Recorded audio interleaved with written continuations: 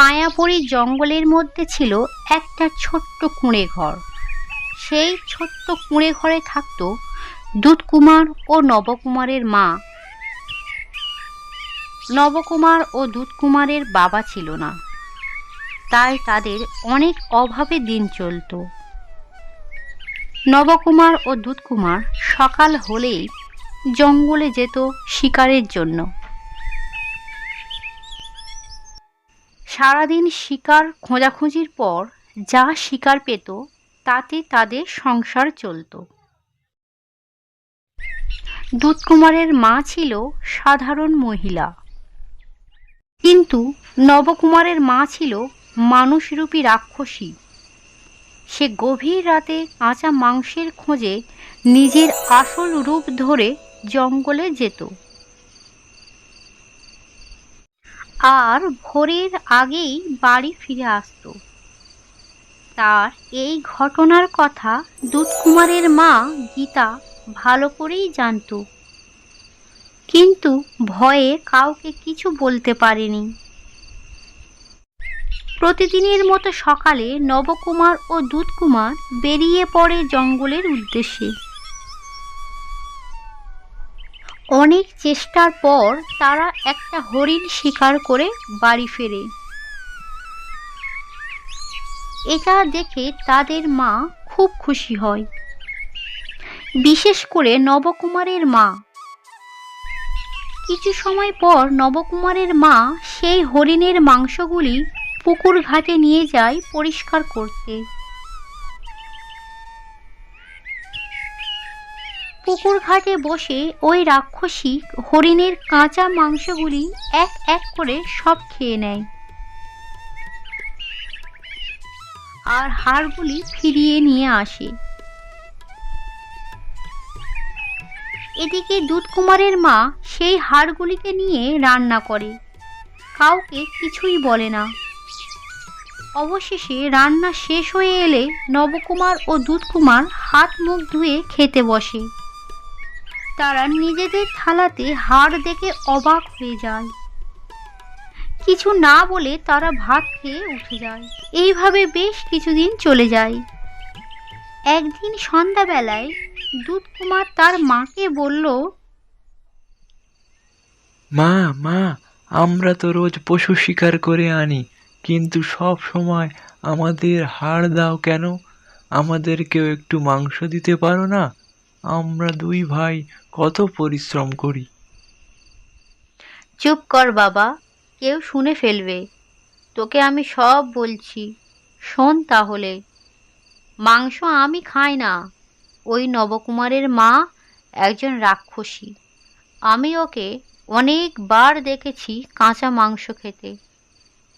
তোরা দুই ভাই যখন জঙ্গলে শিকার করে আনিস, তখন ওই কাঁচা মাংসগুলি সব ওই নবকুমারের মা খেয়ে ফেলে, আর হাড়গুলো আমাদের জন্য ফিরিয়ে আনে।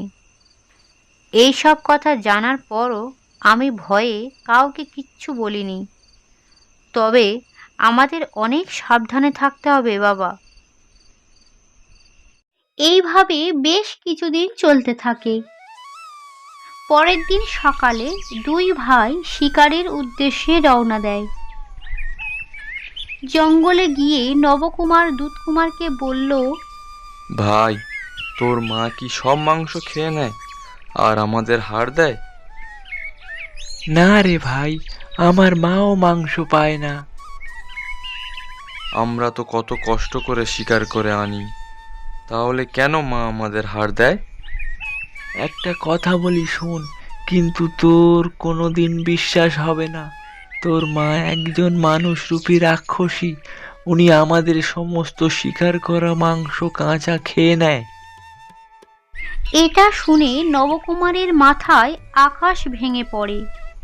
সে যেন বিশ্বাস করতে পারছে না তার মায়ের এই কঠিন সত্যটা। চল, আমরা তাড়াতাড়ি শিকার করে বাড়ি ফিরি। এর একটা বিহিত করতে হবে, না হলে ওই রাক্ষসী ডাইনি আমাদেরকেও একদিন খেয়ে ফেলবে জঙ্গলের খাবার শেষ হয়ে এলে। পরের দিন সকালে তারা প্রতিদিনের মতো জঙ্গলের উদ্দেশ্যে বেরিয়ে পড়ে।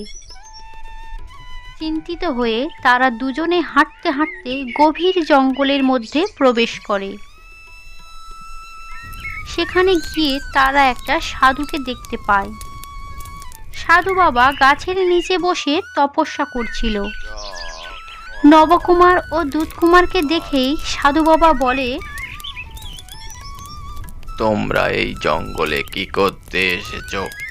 এই জঙ্গলে কত হিংস্র বন্য জন্তু আছে যারা তোমাদেরকে মেরে ফেলবে। তোমাদেরকে দেখে মনে হচ্ছে তোমরা অনেক বিপদে আছো। হ্যাঁ সাধু বাবা, আমরা খুব বিপদের মধ্যে পড়ে আছি। আমাদের এক মা রাক্ষসী। আমরা এই জঙ্গল থেকে যে বন্য জন্তু শিকার করে নিয়ে যাই, সেগুলি চুরি করে আমাদের ওই রাক্ষসী মা খেয়ে নেয়। আমাদের খুব ভয় করছে। আপনি কিছু একটা উপায় বলুন সাধু বাবা। ঠিক আছে, ঠিক আছে, এত ব্যস্ত হইও না, আমি দেখছি কি করা যায়। এই বলে সাধু বাবা চোখ বন্ধ করে মন্ত্র উচ্চারণ করতে লাগলো।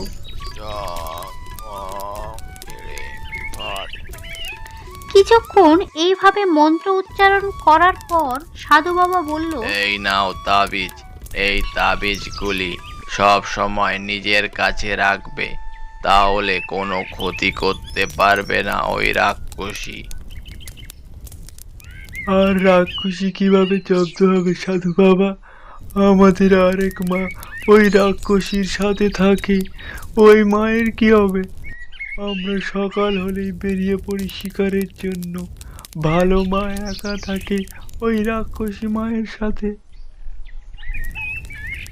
এই নাও একটা আংটি, এটি সর্বদা তুমি হাতে পরে থাকবে। এই আংটিটির পাথর যখন নীল থেকে লাল হবে, তখন বুঝবে তোমাদের ভালো মা অনেক বিপদে আছে। অবশেষে ওই আংটি নিয়ে বাড়ি ফিরে আসে তারা দুই ভাই। এদিকে বাইরের দরজার আড়ালে দাঁড়িয়ে ছিল রাক্ষসী। সে তাদের সমস্ত কথা শুনে ফেলে বাইরে থেকে। পরের দিন সকালে দুই ভাই শিকারের উদ্দেশ্যে রওনা দেয়। বাড়িতে তখন দুধকুমারের মা একাই বসেছিল। সেই সুযোগে রাক্ষসী দুধকুমারের মায়ের উপর আক্রমণ করে। দুধকুমারের মা মাটিতে লুটিয়ে পড়ে। তার গলা থেকে প্রচণ্ড রক্ত বের হতে থাকে। ঠিক সেই সময় দুধকুমারের হাতের আংটিটি নীল থেকে লাল হয়ে যায়। এটা দেখে তারা দুজন খুব চিন্তিত হয়ে পড়ে। দুই ভাই তাড়াতাড়ি সাধু বাবার উদ্দেশ্যে হাঁটতে থাকে। সাধু বাবার কাছে গিয়ে দেখে সাধু বাবা গাছের নিচে ধ্যান করছে। সাধু বাবা দুজনকে দেখে বলল, তোমাদের বাড়িতে অনেক বড় বিপদ, তোমরা তাড়াতাড়ি বাড়ি ফিরে যাও। তোমাদের ভালো মা আর বেঁচে নেই, তাকে ওই রাক্ষসী মেরে ফেলেছে। তারা দুজন খুব চিন্তিত হয়ে পড়ে। কান্না বন্ধ করো, শক্ত হও, ওই রাক্ষসীকে আজই জব্দ করতে হবে। কিভাবে? আমরা তো অনেক ছোট, এত বড় রাক্ষসীর সাথে পারবো কিভাবে? তোমরা বাড়ি ফিরলে তোমাদেরকেও মেরে ফেলবে ওই রাক্ষসী। তাহলে এখন উপায় কি সাধু বাবা? ওই রাক্ষসীর ঘরে বাক্সের মধ্যে একটা পুতুল আছে। ওই পুতুলের মধ্যে রাক্ষসীর প্রাণ বন্দি। তোমরা যদি কোনোভাবেই ওই পুতুলকে পুড়িয়ে ফেলতে পারো, তাহলে রাক্ষসী নিজেই মারা যাবে। কিভাবে পুতুল আনবো সাধু বাবা? আপনি উপায় বলে দিন। তোমরা দুই ভাই এখন বাড়ি ফিরে যেও না, বাড়ির কাছে কোনো এক গাছের আড়ালে লুকিয়ে থাকবে। সাধু বাবার কথা শুনে তারা বাড়ি ফিরে আসে। আস্তে আস্তে সন্ধ্যা গড়িয়ে রাত নেমে আসে। রাক্ষসী বাড়ি থেকে বার হয়ে যায় জঙ্গলের দিকে।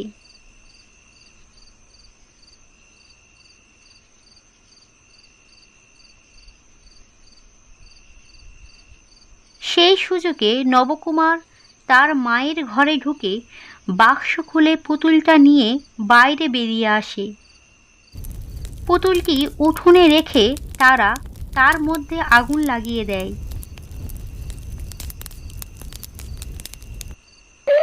আগুন লাগানোর সঙ্গে সঙ্গে জঙ্গলের মধ্য থেকে একটা গভীর গর্জন ভেসে আসে।